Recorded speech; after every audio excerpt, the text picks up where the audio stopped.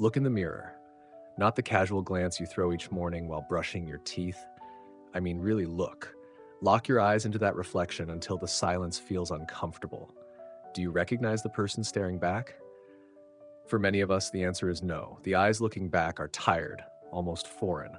Behind them is someone who once dreamed, once fought, once burned with hunger, yet now feels dulled, weakened by routine, numbed by disappointment, or buried beneath comfort. It happens slowly, 1,000 small surrenders, a missed opportunity here, a compromise there, a rationalization whispered to yourself, maybe this is just who I am now. Before long, you've built a prison of excuses. And the cruel irony? You're both the prisoner and the guard. But here's the truth no one tells you. The fire within you never fully dies. It can dim, it can flicker, it can be buried under ash, but it cannot go out unless you smother it yourself. Fire is patient. It waits for oxygen. It waits for willpower. It waits for the spark of a decision. And today, right here, right now, you're holding the match. This is not another motivational pep talk. This is a declaration of war. A war on your weakness, on your wasted years, on the distractions that rob you of your destiny. This is your call to reset, to restart, and to refocus. If you're still breathing, you're still undefeated. But time isn't your ally, it's your adversary.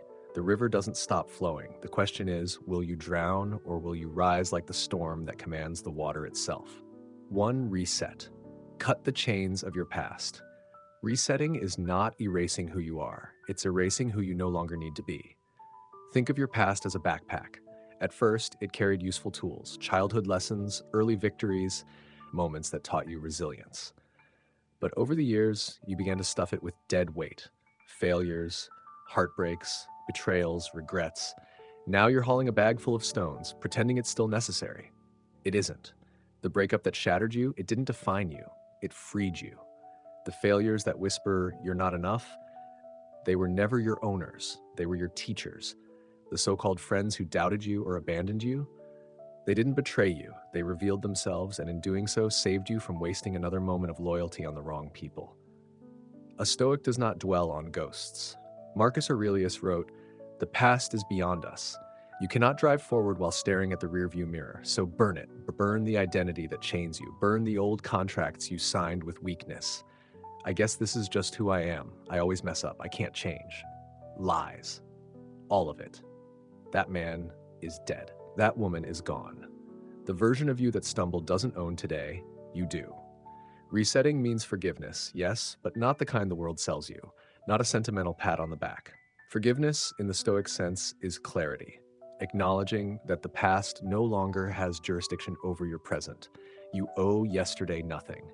Feel the power that rushes in when you cut those chains. It's liberation. It's oxygen rushing back into a suffocating fire.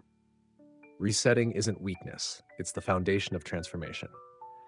To restart, become your own architect. Most people never rise again because they fear being beginners. Restarting feels humiliating. To rebuild means to admit your old structure fell. But here's the paradox. Restarting is not weakness, it's raw power. Think of the greatest stories ever told.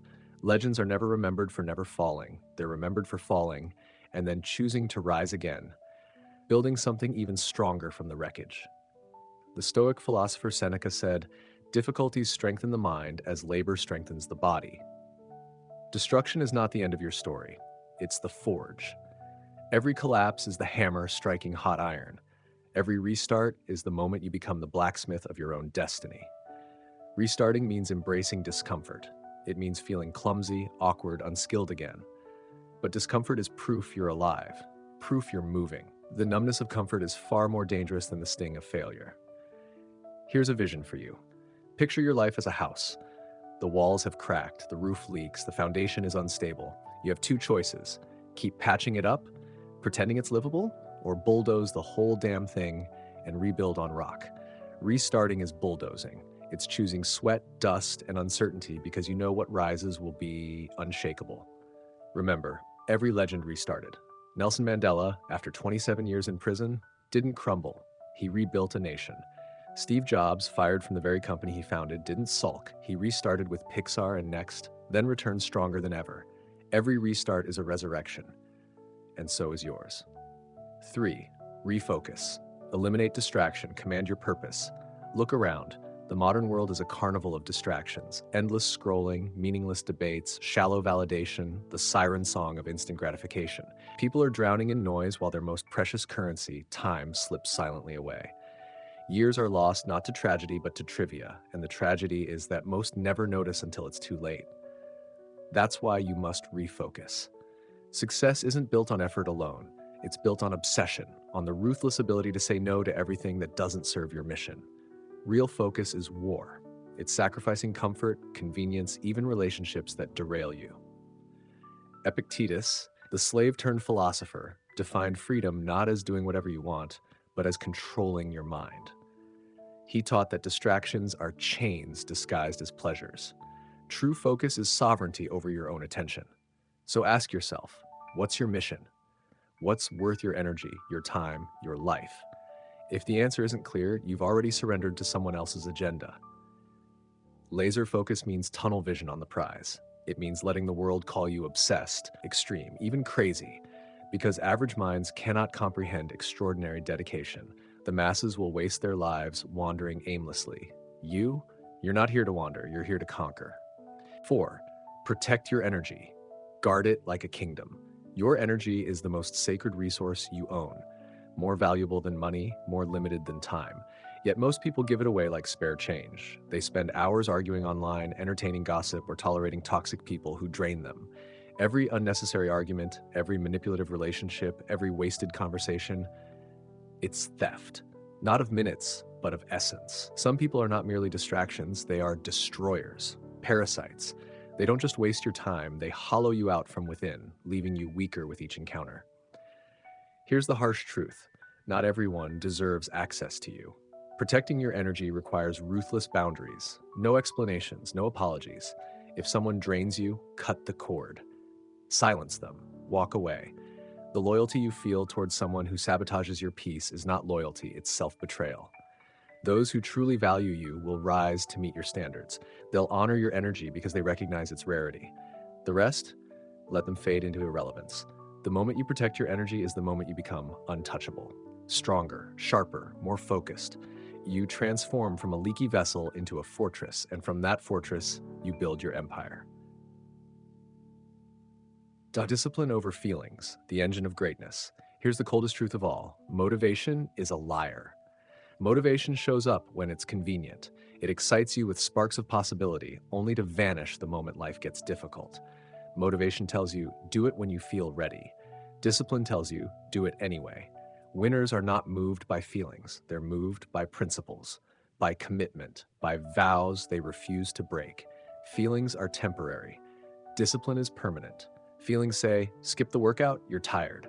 Discipline says, do it because you said you would. Feelings say, quit, it's too hard. Discipline says, push because the obstacle is the way.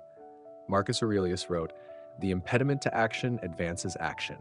What stands in the way becomes the way. Discipline doesn't avoid obstacles, it feeds on them. Every challenge strengthens the fortress of your will. Think of discipline as a blacksmith's fire. Every repetition, every routine, every habit hammered into place turns you into something the storms of life cannot bend. You become the kind of person who doesn't need to feel ready because you are always ready. This is how greatness is built, not in bursts of enthusiasm, but in relentless daily choices. Discipline is the quiet force behind every legend. 6. Stoic wisdom, the compass for the warrior. Why the Stoics? Why should we listen to men who lived 2,000 years ago? Because pain hasn't changed, loss hasn't changed, distraction hasn't changed. The human condition is the same battlefield, only the weapons differ. Marcus Aurelius reminds us, the past cannot bind us, only our present actions define us. Seneca reminds us, hardship is not punishment, it's training. Epictetus reminds us, freedom is not in possessions, but in mastery of your own mind. Stoicism isn't about cold detachment, it's about ultimate power. The power to bend suffering into strength, to transform failure into fuel, to meet chaos with unshakable calm. That's the mindset of a warrior. That's the mindset you need now. 7, your call to action, the final battle cry. So here we are. You've looked into the mirror, you've felt the unease, you know the truth. You cannot drift any longer. Reset.